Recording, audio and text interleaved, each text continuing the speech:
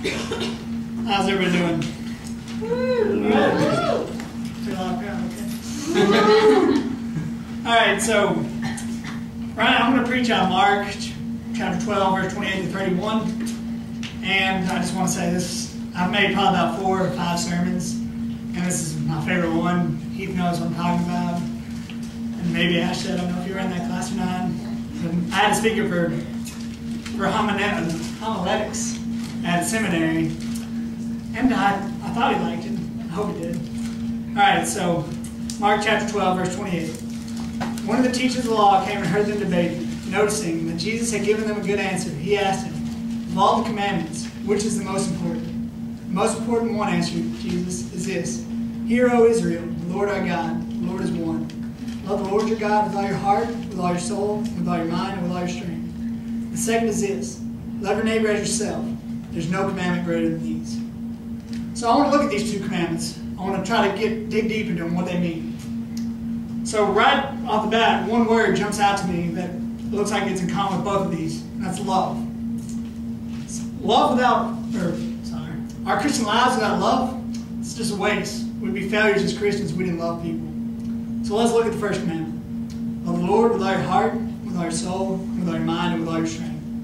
This tells us that God, He should be first in our life. He should be what we focus on every day. Like when we walk through our day, we should constantly be remembered on Him. But how many times do we go through life and we kind of let that focus get a little hazy? We start worrying about what's going on with our lives right now, like the test is coming up, or some crisis with your friends going down because all that teen drama these days. But how many times do we let that bog down what we're supposed to be focused on? All right, how many of y'all have a Facebook out here? All right. I got a Facebook because I have a lot of kids in my youth group, and I kind of wanted to keep in touch with them because I thought I was cool, and I thought they did. But nobody ever talks to me on Facebook, so I guess I'm not that cool. Anyways, the one thing I always find out about Facebook is when I go on there, all I see is how somebody can't wait to see somebody over here. Or little Susie can't wait to go meet with Billy. Yes, these are great names. I just came up with. But I sometimes wonder that when I see the kids in my youth group writing stuff, I know they're church kids, but they don't ever talk about God. They're kind of back burner Christians.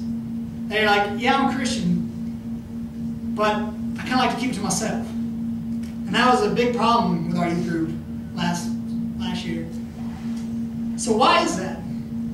How many of y'all have a relationship or ever had a relationship with anybody? All right, okay. What would happen if you would never see that person or never talk to that person? How far do you think that relationship would have gotten? Exactly. That's the same thing we have with God. We have this great relationship with God that He loves us unconditionally, more than we can love ourselves, more than we can love anybody else. Yet, we don't talk to them and we don't tell people about them. John 14, verse 15 says, if you love me, you obey what I command. Alright? You might be thinking, it's pretty easy. All I got to do is obey God. Alright? You also might be thinking, well, I'm not really doing anything against God. I'm not going out partying. I'm not going out drinking or doing something I'm not supposed to be. It's probably good. It's a good thing. I'm not discondoning that, whatever the other word for that is. But sometimes I feel like God is looking down on us saying, yeah, Reuben, you're not doing anything bad. But really, what are you doing for me? In Romans, it says, all of our righteousness are equal to filthy rags. That means anything good we do, they're nothing in the sight of God. Like, God, we have this God that loved us. He sent His Son to die for us. A Son, the death that He didn't deserve, death we deserved. And all we had to do was follow Him and do what He tells us to do. Like, I think most of our Christians' problem is we get stuck comfortable. We get stuck standing still. It's like we have the world over here saying, I can give you fun times, I can let you live life the way you want to live. I can give you happiness.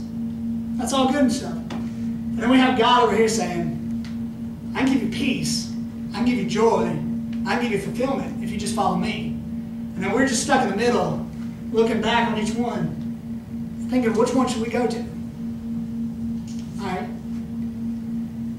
really understood the magnitude of the price Jesus paid for us, we wouldn't have the option to go this way. That's right. We'd always have to, we'd run wholeheartedly over here to God. So let me tell you a little story.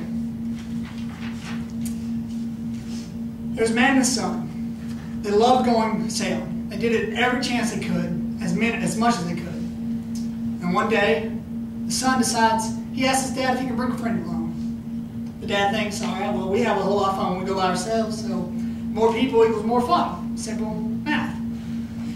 So they go sailing. Now, the son and his dad, they're experienced sailors. Like I said, they do it all the time, so they know what to expect. But the son, or the friend, he's never been sailing before. He has no clue what's going on. So while they're out on the sea, on the ocean, they get far out to where they can't see land on either side of them. And out of nowhere, this huge storm comes. And as this huge storm's coming, the rain's starting to pour, the wind's starting to pick up, and the waves are starting to crash against his boat. And it's just starting to get bigger and bigger and more overwhelming them. And finally, the son and the friend are knocked out of the boat.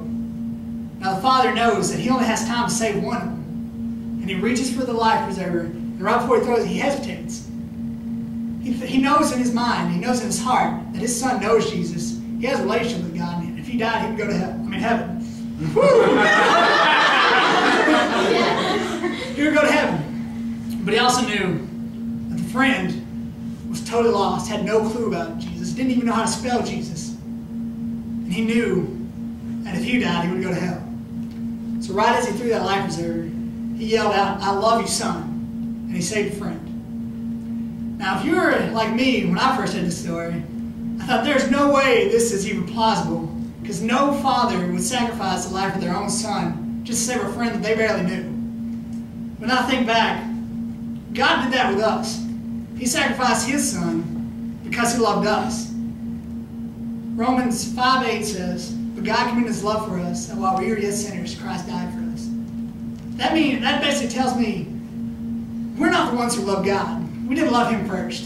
God loves us first, and that's why we should love him. Like I said, what are we doing for God? Alright, now let's go to the next one. It says, love your neighbor as yourself. So how hard is that really to do? All you gotta do is love people. Sounds pretty simple. But how many of y'all watch the news? I kind of off and on, I'm not a big news guy. But when I do, I see, all the time, I see people with signs just saying how God hates abortionists, or God hates gays, or God hates this and that. And I can't help but get angry at that, because why should we be telling somebody who's living a life of sin that God hates them for that? Why should we do that? If somebody told you they hated you, what is your feelings going to be toward them? You're going to hate them back. It's normal persons. It's in us. But what if we told them, yeah, God doesn't like the things you're doing, but besides that, instead of that, he still loves you enough to send Jesus to die for you? We have this perfect example of Jesus all through the Bible. Jesus, he walked up to prostitutes, he walked up to the demon-possessed, he walked up to murderers, he walked up to everybody, and he loved them. There's two things that a Christian has that's, I think, the most lethal weapon to the world today. That's one, we have the law, our testimony. And two, it's just as important, is God gives us the ability to love people like he loves us. Everybody around the world, they're looking for fulfillment. They're looking for love by somebody, this person, that person, their mom, dad, boyfriend, girlfriend. They're looking for love. And that's our job. Are we showing their love? Jesus did. Jesus, even up to his death, when he had people spitting on him, beating him, calling him names, cursing him, he still loved them. How many of y'all have ever been spit on? Wow. How does that make you feel? Like, to me, that's like the most disgusting thing anybody could ever do. But Jesus took it, and he took it with love. Because his final words were in Luke 23:34, "Father, forgive them, for they do not know what they were doing." That kind of love is powerful. That's a love that shows me that no matter what you can do to Christians, we should still